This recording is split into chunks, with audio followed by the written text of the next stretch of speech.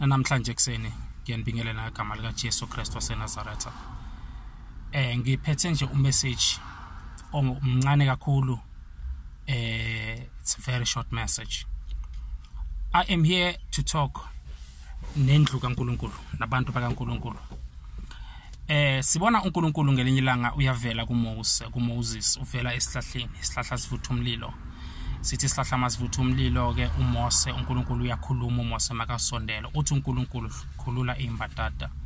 Wathi makaceda ukukhulula imbatata uMose uNkulunkulu uthi Mose ngiyakuthuma from namhlanje hamba ezweni laseGibhithe ngoba ngizwile ukukhala kwabantwana bami abantwana bakwaIsrael eGibhithe. Lithi iBhayibheli wahamba ke wafika ke manje wayenza imihlolo eyenzakele walahla inyoka induku phansi yaphenduka inyoka wenzakala kanjalo wayenza izinto ezenze uNkulunkulu amyale ukuthi makazenze aphathisane kanye noAaron. Indaba yami ihlezi ekuthenini wathi uNkulunkulu ke manje masekakhulumile kuMose uMose wafika wakhuluma kuFaro. uFaro kwafika isikhathi lapha abakhululayo abantwana bakwaIsrael. Lithi iBhayibheli bahamba about 40 years in the jungle ehlane base bahamba balibangise kuphi eKhanani. Lithi iBhayibheli ke bazalwane endleleni kwanobunzima kwaba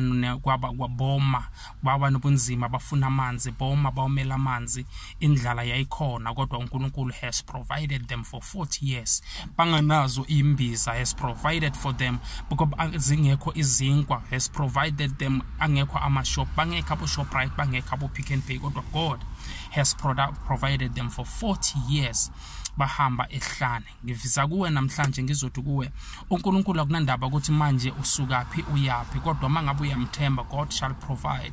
uNkulunkulu ufuna abantu abazoma bamthembe noma sekunzima. uNkulunkulu ufuna abantu abazoma bathi inkosi siyazi ukuthi wena uyaphila. Ufuna abantu abazokhuluma bakhulume njengale yandoda yayibola umzimba wonke uJobe kwakunzima walahlekelwa abantwana walahlekela imfuyo yakhe yonke waze wagula uSathana mvivinya kodwa lalela into yayenza ukuthi uJobe ahlule. It's because wathi ngiyazi ukuthi noma kunje uNkulunkulu wami usaphila ngiyamazi umhlengi wami ukuthi uyaphila. Ngifuna abantu namhlanje abazoma bathi ngiyamazi umhlengi wami ukuthi uyaphila. Kungena ndaba ukuthi ukuphila noma akakuphanga kodwa uyaphila. Singayi kuNkulunkulu singamkhonzi ngoba usenzeleni kodwa simkhonze ngoba unguNkulunkulu. UNkulunkulu nsuku zonke kuwo wonke ama-areas weimpilo zethu sezoba uNkulunkulu.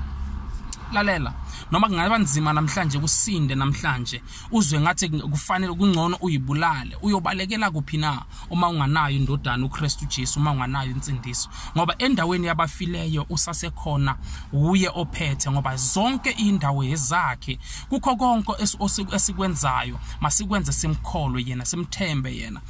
Let us remember ukuthi isikhathi sikaNkulunkulu is always the best. The problem ukuthi abantu abafuna ukulinda uNkulunkulu abenzele izinto.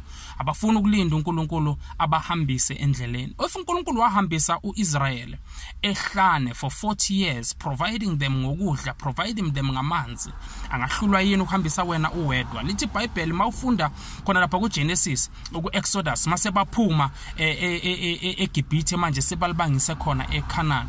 Mawungafunda kahle there were a lot of people about 600,000 people over half of a million abantu bebahamba bahelwa ubani uMose noAaron kodwa bonke uNkulunkulu wabaprovider ngokudla wabaprovider ngamanzi wabanikeza zonke izinto. Ngamanye amagama ngizela ukuzwa kuwe namhlanje ekseni ngizokutshela ukuthi uNkulunkulu akajika kaphenduka kafane nabantu ithembiso zakhe zimile. Izwa makakhuluma kuMoses uthi Mose leli lizwe lesithembiso loju nobisi yizwe engilithembise uAbraham umkhulu wenu. uAbraham nina manje niphila phezulu kwezithembiso zikaAbraham. Ingakho ke uma ngabe niyakholwa ukuthi uAbraham lezi izinto engamthembisa zona nizizo ownwa yini kodwa kuma kunjalo uma ngabe niyakholwa hambani ngokukholwa kwenu leyo ndawo you will possess it. It is your land.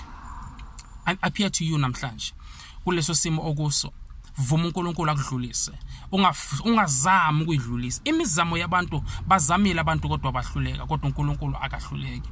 Kule ndawo okuyo manje kuleso simo okuso manje bakushiye nengane ungazi ukuthi uzoyenza njani awusebenzi ufunana nomsebenzi kunzima ekhaya. You are a breadwinner ekhaya mhlambe wawuyi breadwinner walahlekelwa umsebenzi kwawena kwasala kungasasebenzi umuntu. Lalela mina manje ngikutshela ngithi uNkulunkulu mvumele akuhambise ngoba endleleni uma sihamba asiyihambeli kodwa siyahanjiswa. uhanjiswa mawungalinga ukuyihambela angeke ukwazi ukuyofika la uyakhona ngoba mawuhanjiswa uNkulunkulu izitha amaziza ziku-attack ukunikeza amandla every day in the morning uvuka namandla amasha ngoba uhamba noNkulunkulu okwaziyo ukuthi the following day you need strength ukunikeza amandla for the following day noma ungalala uthukuthele kanjani namhlanje ntambama kodwa mawuvuka ekseni uyovuka wehlile noma ungalala ukhathele kanjani izolo ntambama mawuvuka ekseni uyovuka ufresh ngani na uNkulunkulu knows ukuthi you need the strength you need the sober mind for the following morning ukuthi ukwazi ukufaceana na the new day ingakho is very important ukuthi whenever we wake up in the morning let us just say good morning Holy Spirit sibongelele uNkulunkulu ngomkhuleko baba siyabonga usigcinile ebusuku azange ukhohlwe ukuvusa main switch yokuphila kwami ngegama lika Jesu Kristu waseNazaretha amen. That is the morning prayer. Uthi mawulala ntambama uthi baba ngihambile ngabona ungikhusela emsebenzini ngisebenzile Nkosi abanye abafika ngala ngikhona leli langa abanye lashona nabo abanye laba bahamba emini kodwa mina wangikhusela laze lashona ilanga ngiyabonga Nkosi abantu abahamba noNkulunkulu bayazi ukuthi kukho konke abakwenzayo bayamtshela uNkulunkulu Nkosi benani Nkosi nibusise vumela uNkulunkulu akuhambise ukuhamba kwethu